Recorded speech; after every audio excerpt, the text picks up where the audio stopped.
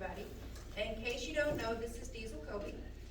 He is the driving force behind the idea of the school, so I'm gonna give him just a couple of minutes to totally unprepared talk about why having a school here is important, and then we'll go right into talking about what we need to do to make that happen, okay? So stand up, introduce yourself. I'm Diesel Kobe. I went here until first grade before they shut it down, and it was a great school. I learned a lot here, really. It was great teachers. It was really personalized education. They would make sure everyone understood whatever they were teaching, and it was a lot better of a school than I'm at right now. My school's fine in general, but I like paying a lot more because it's smaller. It was easier to make friends with all the kids, you know, because it's so small classes. And it's just a lot more fun because you knew most of the people, and it just helped a lot with communicating and socializing. And it was a fun school. I had great test scores and all that. So it was good. It was a good school.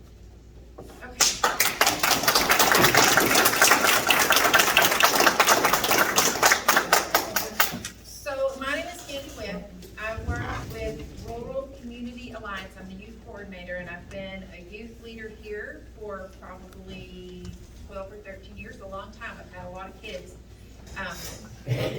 work with me throughout the years, and I am now privileged to get to sit beside Diesel and work on a whole new set of challenges. So I want you all to know this is a pretty informal meeting. Like we're not here to just tell you what to do. We need feedback from you guys. There's going to be some things we're going to talk about that have to be done. We need to get some committees formed. We'll have some committee trainings to come along with those groups of people so everybody knows what their responsibilities are. And there's some decisions that have to be made as a community as to which direction we want to go. And then once that decision is made, that's the way we're going to go. So we're going to really try not to go back and forth on community school versus charter school. And for those of you that don't know the difference, I'll just give a very brief description of both, okay? So with the community school, which by the way, Arkansas has none, Paron would be the first. Please keep in mind as I say that there's no legislation in place to support a community school. So when I say we would be the flagship campus, it would be start to finish us. There is a district, Wiener, in western part of the state, I believe, has tried now 3 times to do a community school with the group forward, and it has not gained the support at the Capitol that it needed. So know that before we make the decision as to which direction we want to go. With the community school, we would coordinate a relationship with a school district or potentially as an independent district. And I say that only because there's no legislation that says we can't. But we would partner with community members, with community business owners, community industry representatives, community health programs, and career education and college support. So it would be, once we moved into the higher grades, it would be very much like a trade school with the community school. We would not be, mind you, independent from state guidelines. Vouchers are not in place for a community school, because there's not. We wouldn't have one, but we would be held to the same standards as a public school, most likely. So understand when I talk about community schools, those things are most likely, because we don't have a precedent set for that. We would have, with the community school, it's more inclusive, meaning we would have a community health program for our students, because we're isolated, for the most part, a low-income student body. So we would be able to have health clinics on campus. That would be part of the structure. I mean, that's part of what the community schools represent. The trade training at the end of their education, that's part of what the community schools represent. You have to have those things.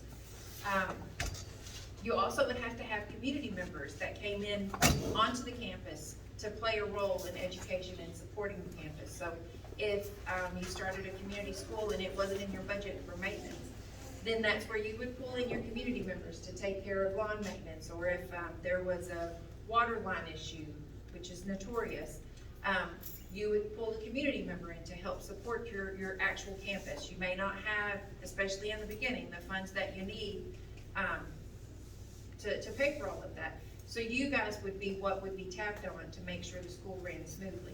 You still would need a school board. So you have to have members that are willing to do that. And I know that, there's probably a few of y'all, maybe, that sat on the school board when it was Paron,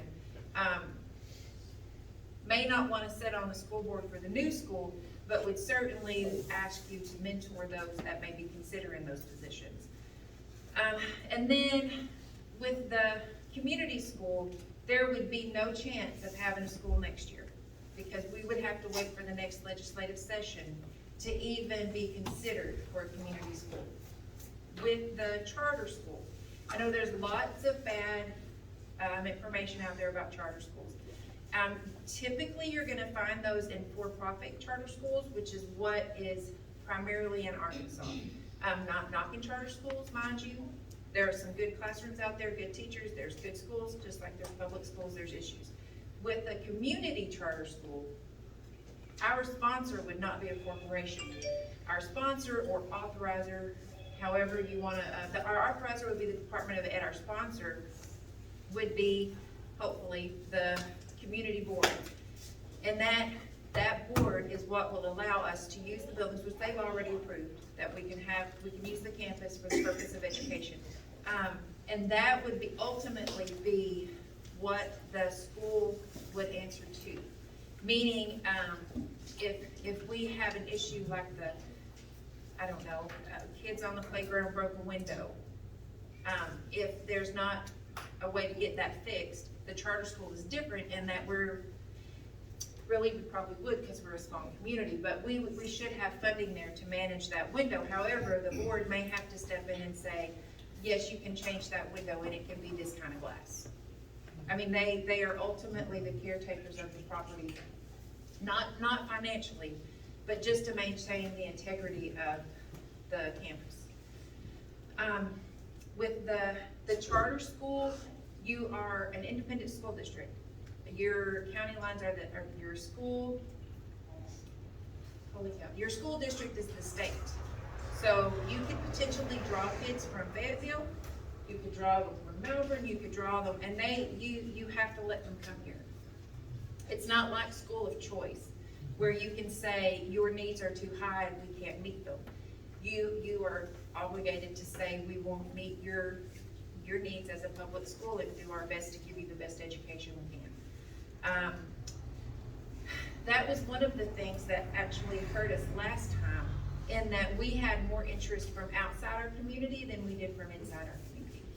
That is a hard blow when you go in front of the committee and say, we want a school in Paron, but nobody in Paron wants to go there.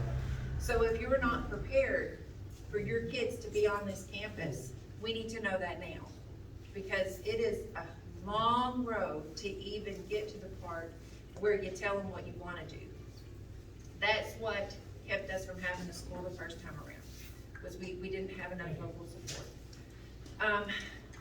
What else is there? We have with the charter school, so with the community school, there is a model that you go from. You kind of look at what it is, and that's where you are. With the charter school, you are free to design your curriculum and your school day, your school week, on what best suits your community. So if you wanted to go to school 3 days a week, every week of the year, you can do that. You can go to school from a half day on Fridays, you can do that. The measure for success is not the process, but the outcome. So if you're able to meet your standards and meet 3 days a week, then that's what you can do. All of that has to be approved. You can't just decide to do that midstream, that you're gonna change you're gonna do 3 days a week and that's just all. So, let's see, what else is there? You do still have the same standards for your education as public schools do. The difference is just how you get there. It's not you're not bound by standardized testing the way that public schools are. You have to assure access and equity for all of your activities in education.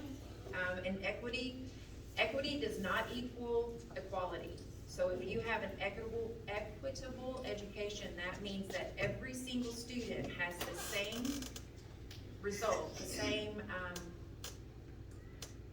platform to learn, the same potential to learn as every other student. So if you have a student that's a slower learner than the next kid, you have to give the time that kid needs to meet the goal. You can't just pass them off to special education and say that's not an option.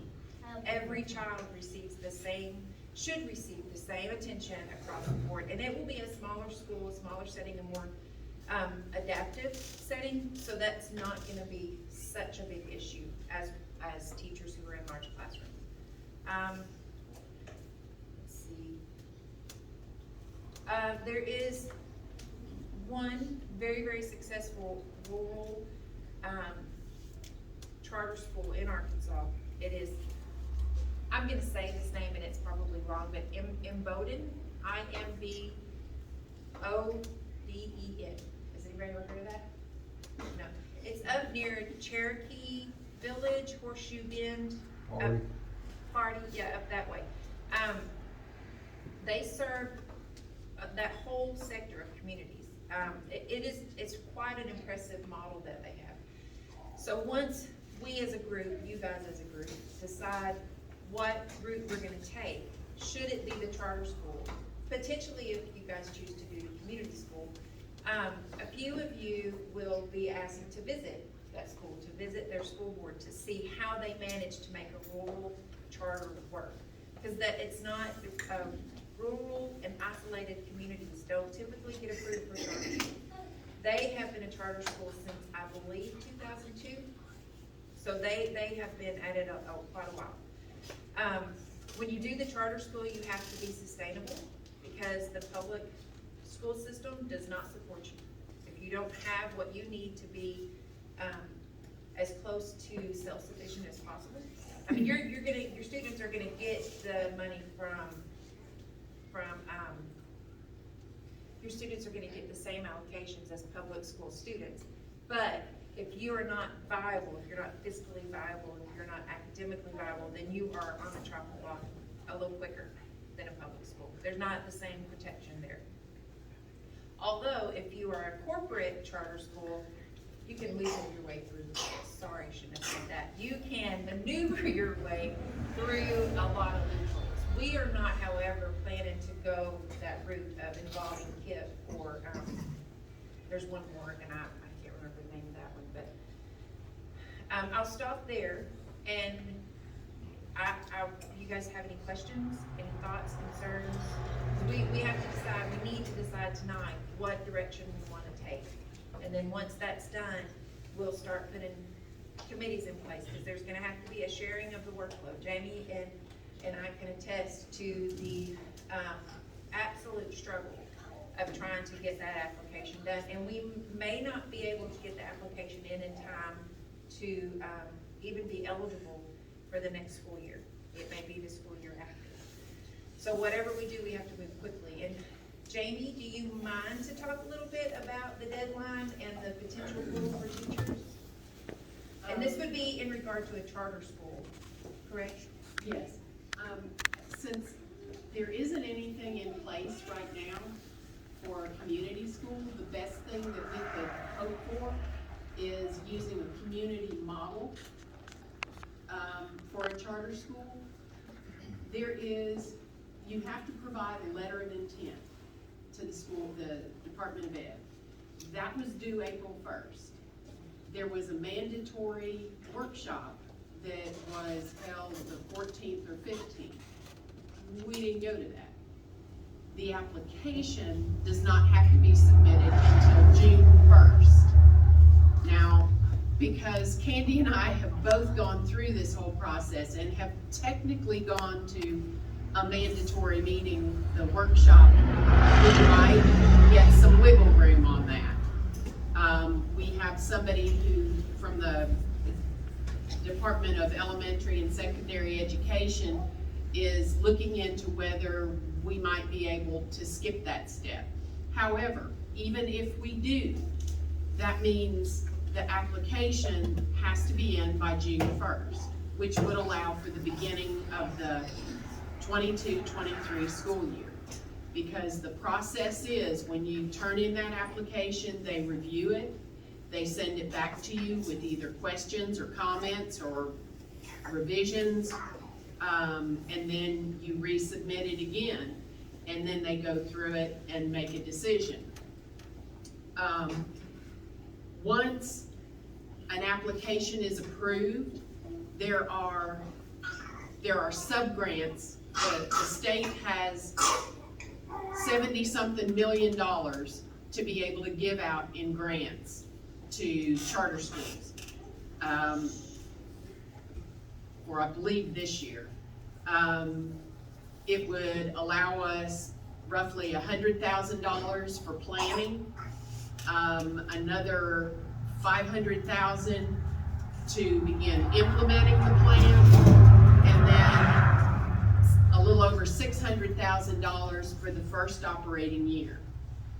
When you are approved at a charter school, for a charter school, they give you 5 years.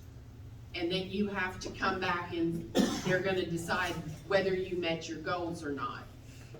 If they find you to be a high quality charter school, then you're available to additional money. Another thing having to do with community schools, I could, since there's no legislation, I don't know that there would be the low-income lunch money available for students. There would be with the charter school.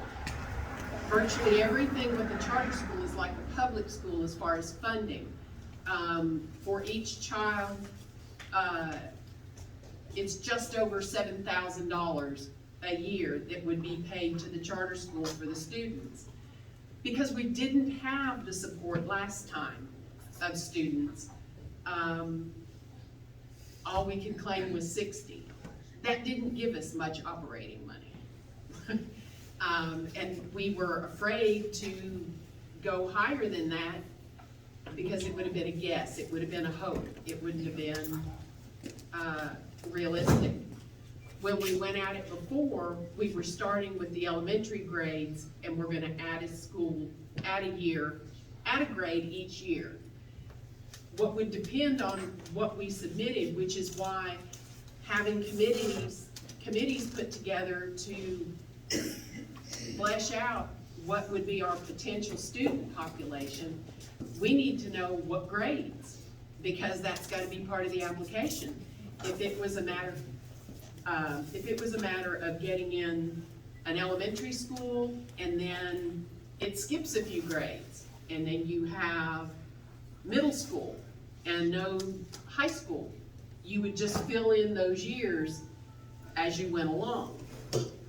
I have put in a phone call to CADC about the old Head Start building and the potential for that to be the early learning center for possibly pre-K and kindergarten. So that would all move to the campus over there. I have been asked, what about a high school building? And we would have to make do with what we had. If we were successful, if we had enough students that were here, that came back, we could afford to go ahead and put in another building and have additional space. That's not happening on the front end. There's gotta be a student population first. And we also have an inroad at Arkansas Tech that recruits teachers. And I was sent word today that they will recruit all the teachers we could possibly use for here. So we don't even have to go do the looking, they will be sent to us. That was one of the snags we had before, was making sure we had staff. So that would be our plan.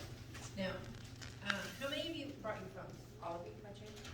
So if you will go to, rather than print out anything, if you guys will go to dse.ade.arkansas.gov, and look, or just type in Arkansas Charter School application and it'll pull it right up.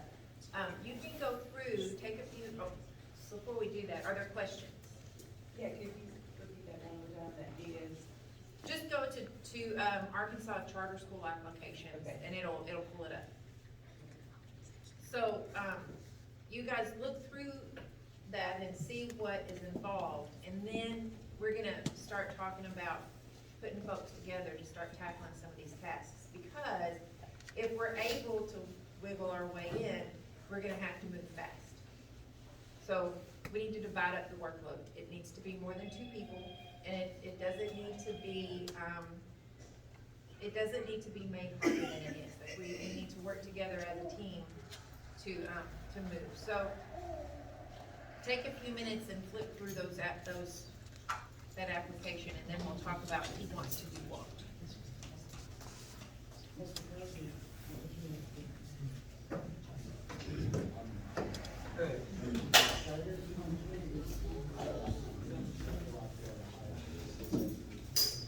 If we do the community school, there's no way possible that we will have a school here next year, and most likely not the next. With the charter school, we can use the community school model and use legislation that's already in place to put us into a working order.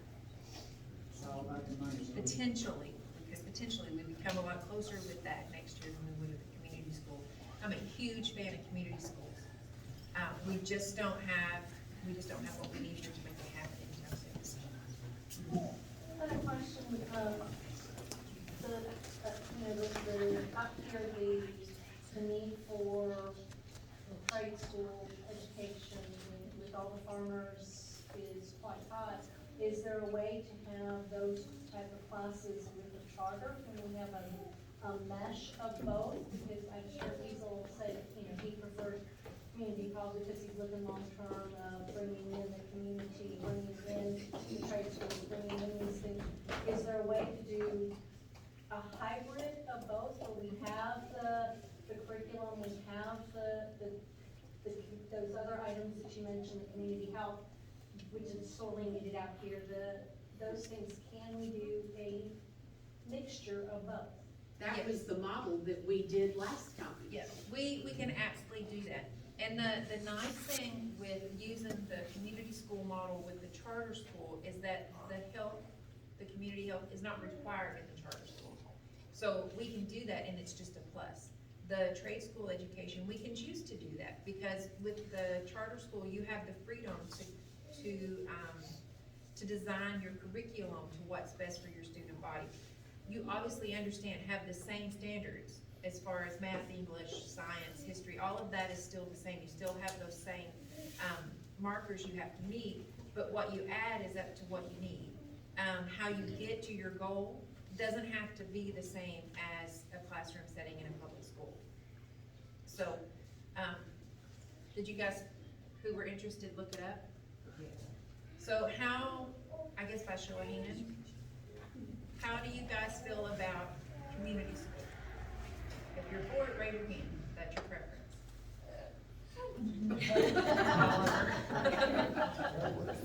So write Oliver down for one. And then if you guys prefer to pursue the charter school with the community school model, raise your hands.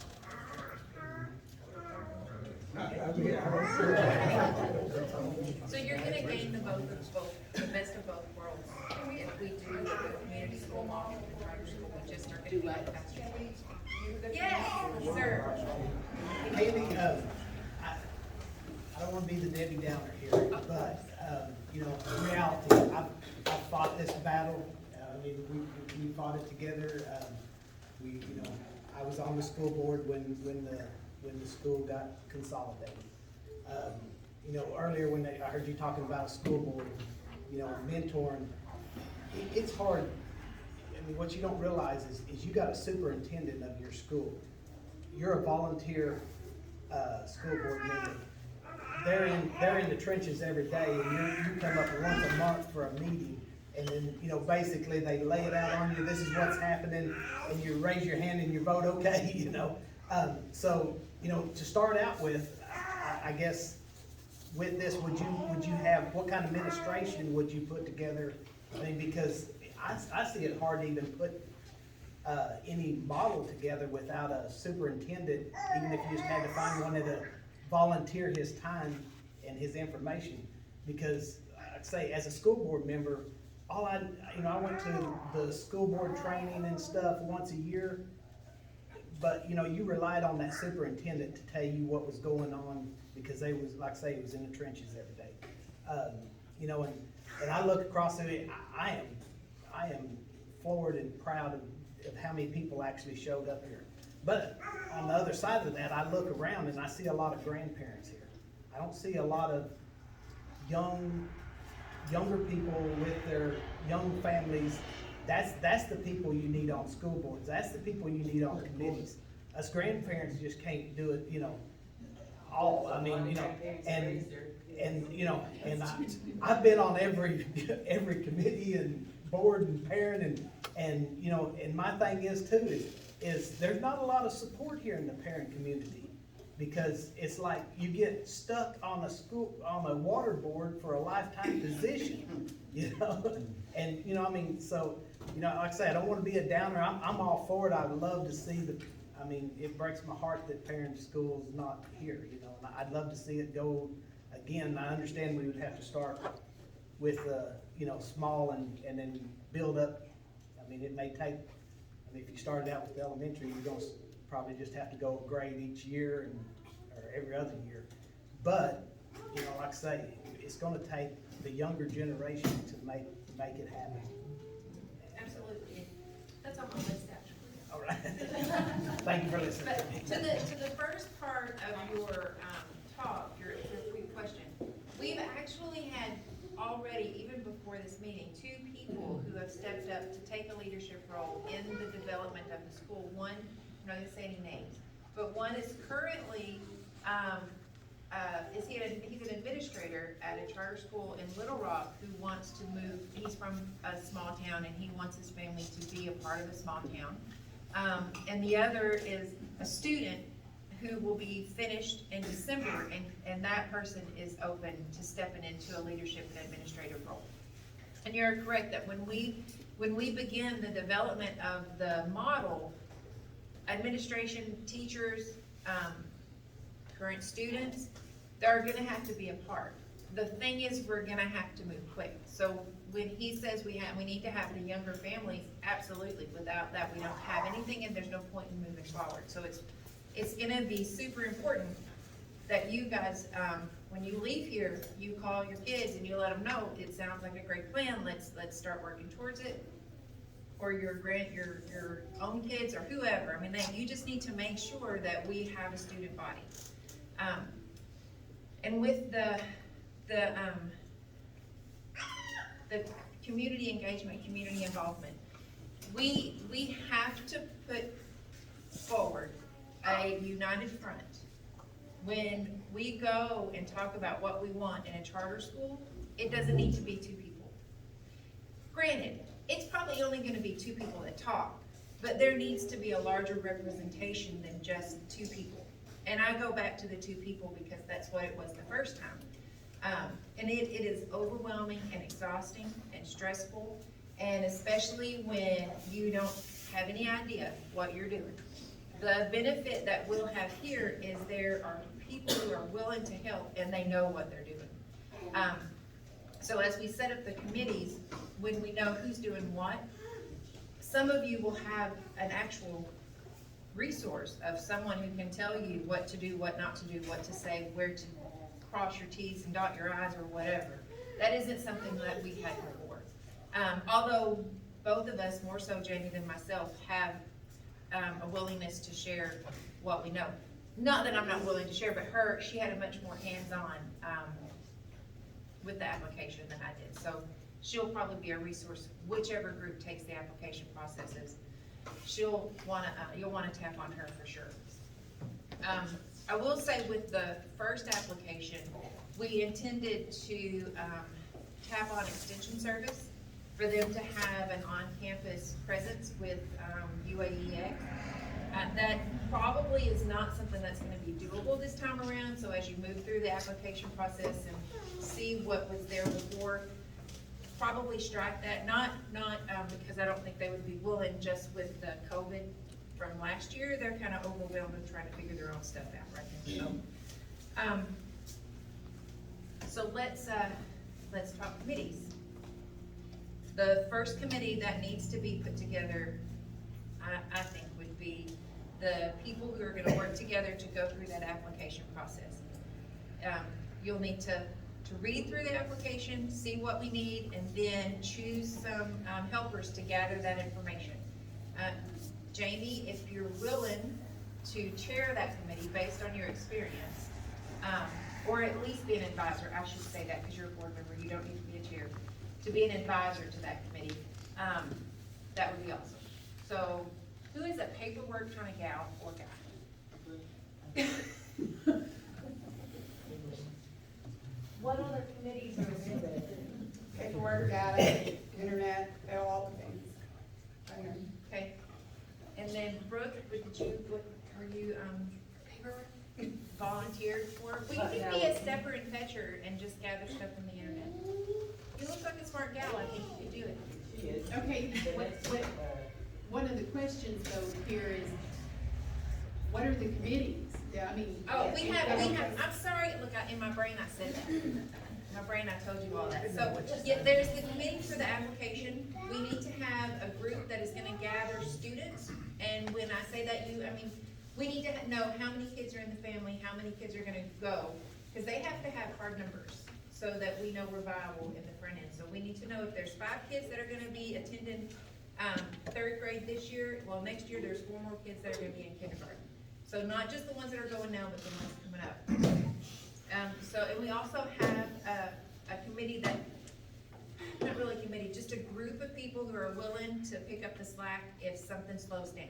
If somebody gets bogged down in something, they need to be able to call you and say, I need to have somebody contact representative, whoever, to come and talk with us about putting together a plan, or whatever, just somebody to just need to step in and step in, because when this application process begins, there's a lot of research that needs to be done. Those are the 3 biggest things that are in direct relation to the school.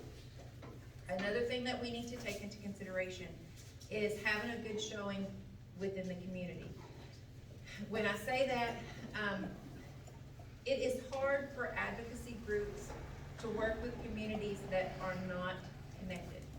So Paron has had a really hard time staying engaged with one another since the school was lost.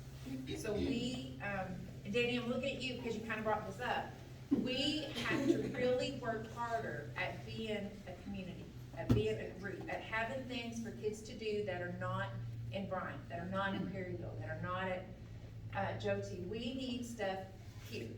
Because if we can't even support one another as a community, it's really hard to sell that we're gonna support one another as a school.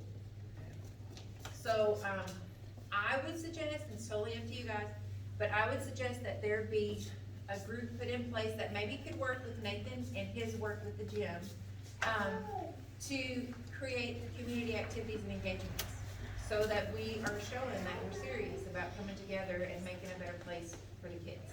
Whether it be with the school, or our community school, or a charter school, obviously a charter school, we already decided that, but, so I'm gonna suggest that there be a small group put in place to work on, creating those opportunities, whether it be something like Mayfest, you can pick that up again and run with that, or you do a July 4th something or other. We have to show that we're willing to do the work.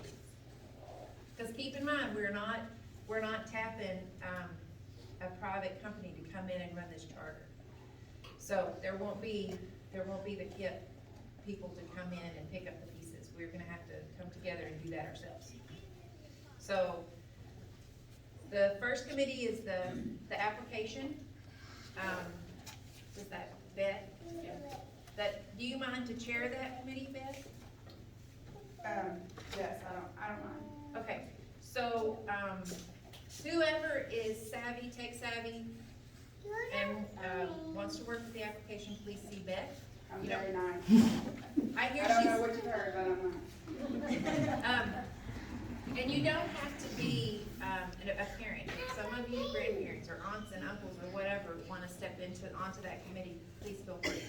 And we probably just need 3 people to start, because we don't wanna get too many people. So will the committees meet together, or? The committees can decide how they meet. You can meet in person, you can meet by Zoom, you can meet by phone calls, you just need to divvy up the work and get it done. The second one was the family support committee. I don't know what else to call it, but you guys, that group needs to gather signatures.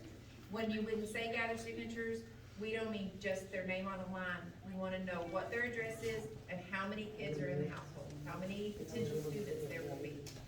Okay, we can do that. Okay. Jamie, do you know if we need to know what school districts they're currently in, or just that they're willing to come to the school should it be here? We don't have to know where they're coming from, right? I mean, it doesn't have to be a secret.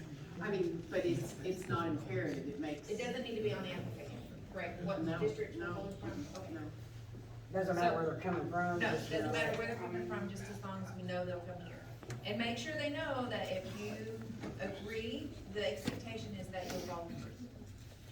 So, and then if we could just have maybe a few folks to agree to share your phone numbers with those 2 groups, so if they get bogged down, they can reach out for some help. Mindy, are you doing the signature? So who's gonna chair that committee? Jerry, do you wanna chair that committee? Jerry? Yeah, you guys can chair that, and then, so you'll gather your supporters. So we'll take, the group that's gonna help with community activities and engagement.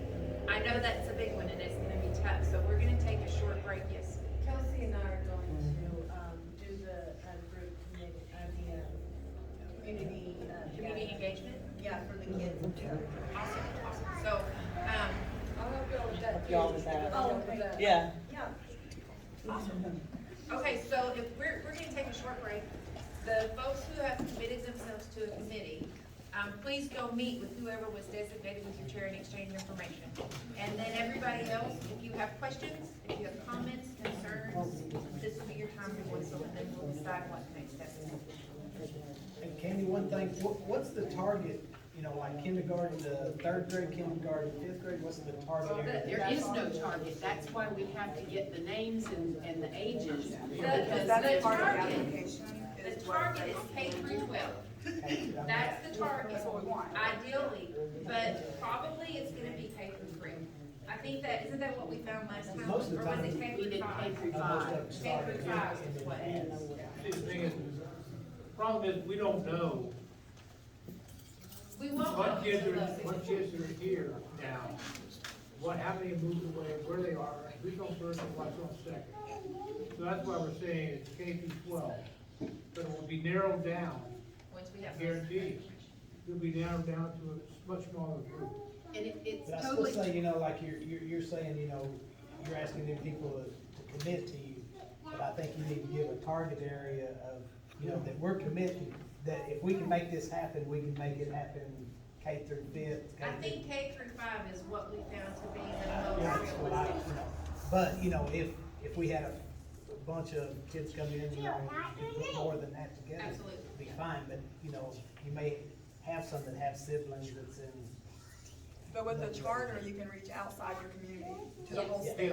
yeah. And if it's attractive enough and we offer the right curriculum and things, it will be attractive to people outside this community, which will build up, which you get federal money for her purpose. And the last time, like she said, the bulk of the people, because everything was so new with the school shutting down and high school already gone, that people weren't gonna rock the boat again, and they were staying the way they are. Apparently, there are folks that are kind of rethought that now, and are ready to come back here.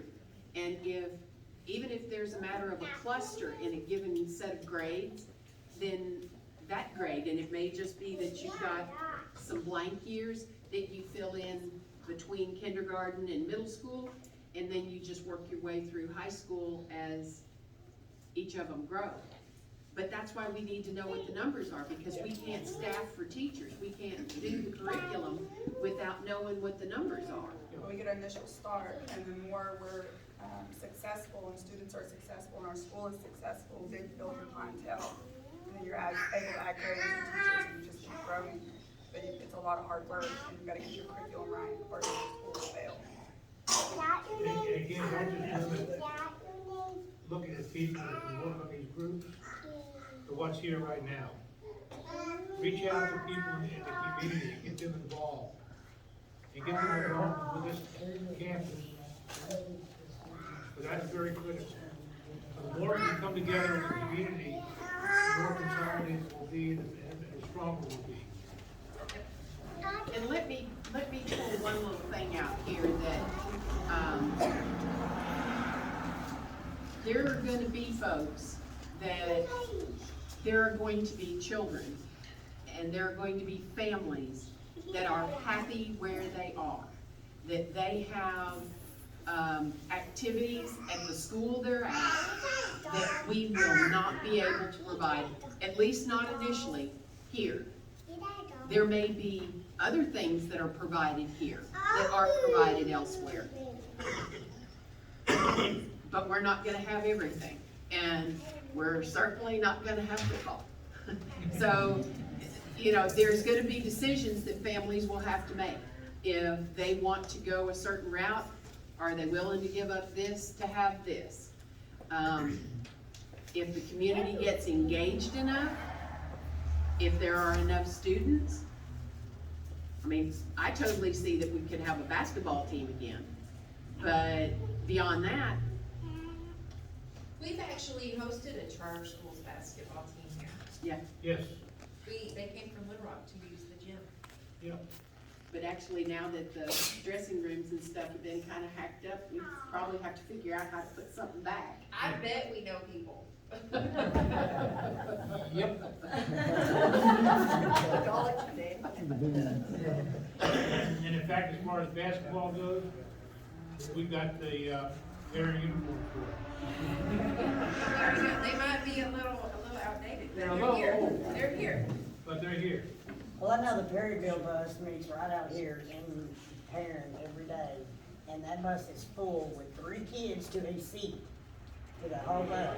Oh, yeah, So, I they drove come the- from around here somewhere, so, I mean, and that's just Perryville. I mean, Yeah. I'm talking about the ones that have been, you know, I have one to go to Fountain Lake, and it's a charter school, you know, but he's got to be on the bus for an hour and a half just to get home. And let me just mention, as you say, an hour and a half, you guys are gonna run into some, I'm gonna say this, some real jackasses about us being whiny and this, because we don't want our kids on a school bus for, we had some really hateful responses the first time we did this. Because we wanted our kids to have a school at home. And we just didn't understand how hard other kids have it. We do understand, and we don't want that for our kids. So, as you move through this process, just don't listen to the naysayers, walk away from it, because you'll never satisfy them. Your plan will never be good enough for them, because we're just crybabies, because we don't wanna have our kids on a bus, or we don't wanna, compete with the larger schools for sports or whatever. So walk away from those people, just, you don't need them, you don't need them. Are there any more questions? I'd just like to say that, well, go ahead, you raised your hand a while ago. Well, I'm probably the only one in this room that's not from this community, but I've been around. And I just was impressed with what I saw, and I've been in a situation quite a bit where I've had to,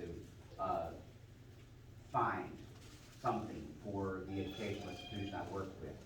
I'm from Pulaski County. I work for adult education in Pulaski County. I'm well aware of the career education kind of goals we want to meet, and there's a lot that the state is developing now that will meet those goals and already in place.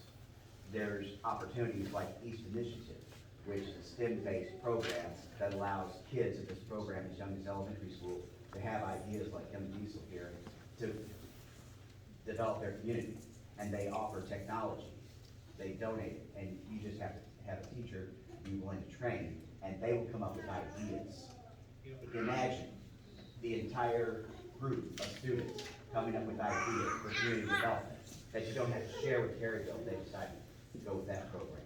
You know, I was in the Peace Corps and had to work in a rural school district, and the only thing that I could think of was bringing outside programs in. And so that's what I've done a lot of work with these programs, to try to get the programs I work with better improved. You know, there's a lot of grant opportunities, a lot of things that you just don't have unless you're your own school. And if you can bring, like East Initiative, Globe Schools, Peace Corps Worldwide Schools, all into this program, you've got a world of programs that already have a place to go on, try to accomplish. You know, and you're using your students to develop the pride in their community, to develop the ideas to improve it. And so, you know, imagine a program with just the opportunity for these students to develop ideas like these did. And what is your name? Dave Fox. I am. And you live here now? I do not, I live in Sherwood, but I, you know, You're gonna need I've to been give your around. contact information. I did. Okay.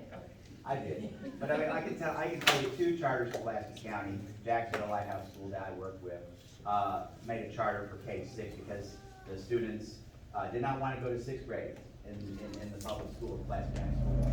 They actually broke it off now, Jacksonville, some school district. Scott, very small community, developed their own charter school.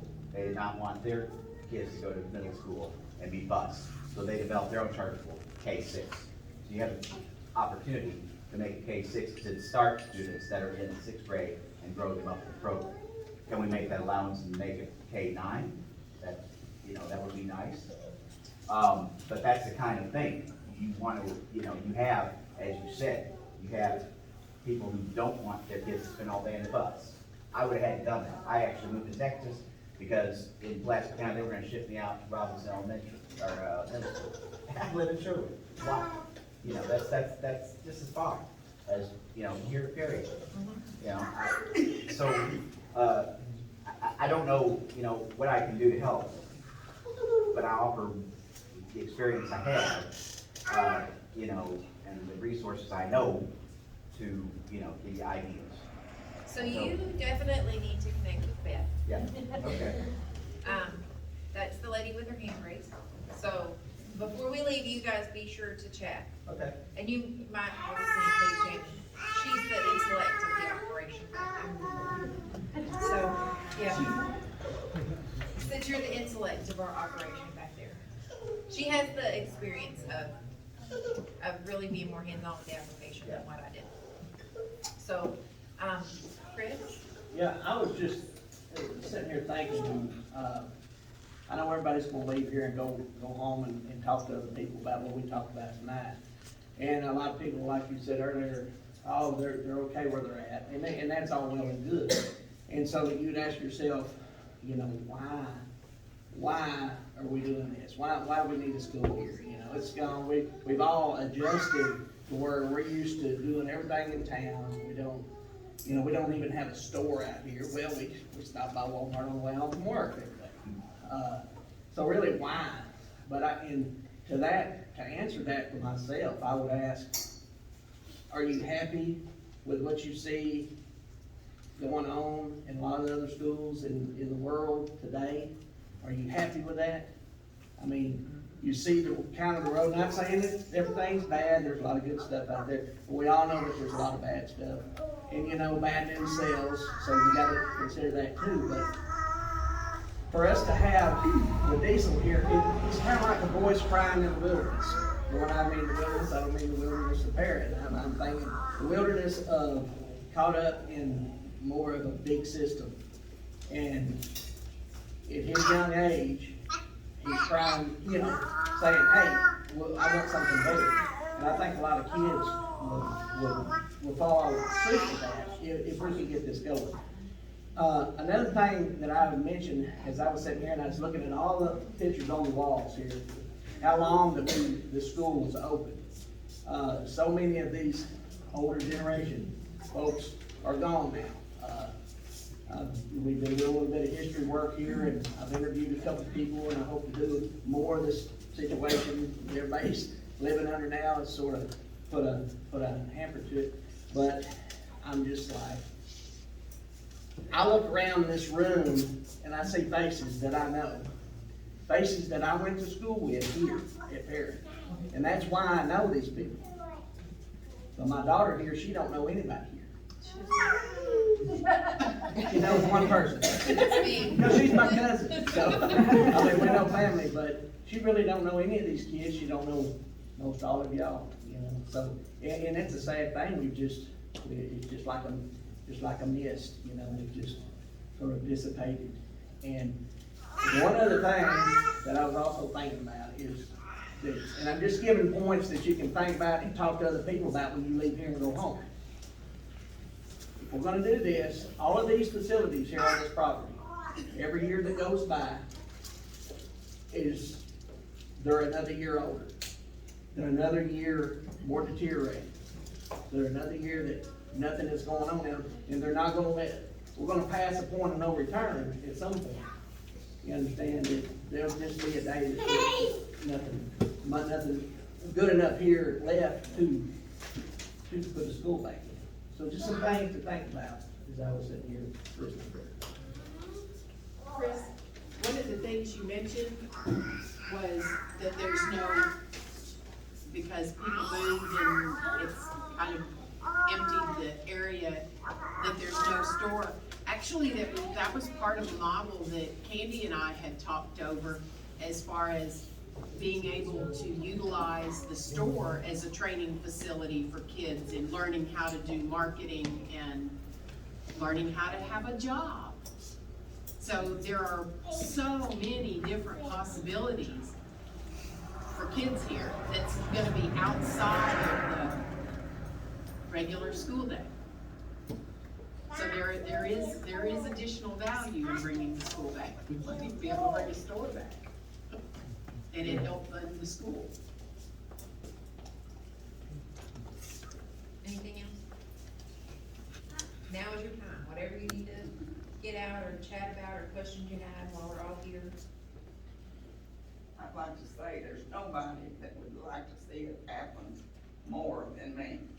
Oh, I'm I've sure. been raised here, I graduated here, lived here all my life, and it's nothing I'd like to see any more than that. But I just hope it can happen. I think we can pull it off. If I didn't think that we could do it, we wouldn't do it. You guys haven't shown up. That's all we I'm needed to supported, see. I'm not able to do anything, but I mean, I will come and support whatever they have, I always have. You never know, we might have something for you to do. Well, I don't Just know. never know. You know, I'm getting old. Ms. Yvonne, in response to you, this is dual. Believe me, this is dual. He's talking. So what part makes it dual, so you get the people out there involved, coming up here, working on it. Working on not only that, but working to make this community center the center of the community. That will make it really happen. I agree. I feel, good about this. So anybody who has agreed to help in one way or another, please hang out for just a moment afterwards so we can all get information and coordinate. Chris, please don't go anywhere. Guess what? Don't go yet. Might have a job for you, you never know. Other than that, unless there's anything else, I'm open for you. Do you wanna add anything? What grade is he in? Well, he won't get that big stadium here, he just go to the fifth grade. Well, true, but sometimes the work we do is not about us.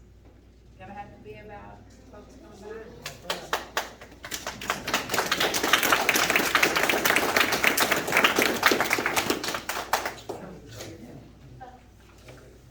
It's great to see everybody here.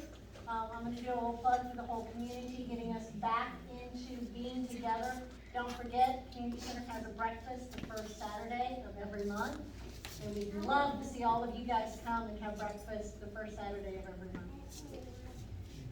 I'd like to see it go to the point where I have to come up here almost every Saturday month. Hey, seriously, I would. The times, what time do the doors open? 8 o'clock. 8 o'clock. 8 o'clock. And it's open until. 8. 10 o'clock. Right now it runs 8 to 10, first Saturday of the month. So if enough people show up and want to extend those hours, I'll do it. Right there? Okay, I'm done, so you guys can, anybody who's working, please stay behind, no runs. I'm good. Are you gonna volunteer all over? You got something to do? Volunteer, you're wrong. Yes, sir. Does anyone in here know who owns the building? From the shop. I think I'm still very shocked, I think he's like. You can talk to Jamie, she's got their contact. Yeah, they have.